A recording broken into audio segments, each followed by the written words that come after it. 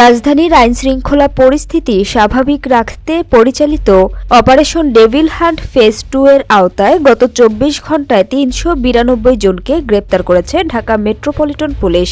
বুধবার রাত ৯টার দিকে ডিএমপি মিডিয়া বিভাগের উপপুলিশ কমিশনার মোহাম্মদ তালেবুর রহমান এ তথ্য নিশ্চিত করেন।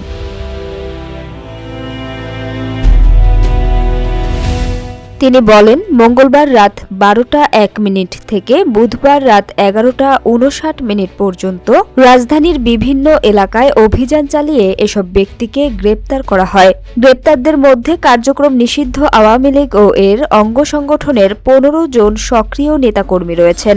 এছাড়া বিভিন্ন মামলার ওয়ারেন্টভুক্ত ও এজাহার নামীয় ৩৭৭ জনকে আটক করা হয়েছে। আইনশৃঙ্খলা পরিস্থিতি নিয়ন্ত্রণে রাখতে চলমান কার্যক্রমের অংশ হিসেবেই এই বিশেষ অভিযান পরিচালনা করা হয়েছে বলে জানান ডিসি মোহাম্মদ তালেবুর রহমান। এছাড়া জননিরাপত্তা জোরদার করতে বুধবার বিকাল ৪টা থেকে সন্ধ্যা ৬টা পর্যন্ত রাজধানীর প্রবেশ ও বহির্গমনের ১১টি গুরুত্বপূর্ণ স্থানে বিশেষ চেকপোস্ট বসানো হয়। চেকপোস্টে পরিচালিত অভিযানে বিভিন্ন ধরনের মোট ৭৬৯টি যানবাহন তল্লাশি করা হয় এবং এ সময় আরও ৫ জনকে গ্রেপ্তার করা হয়।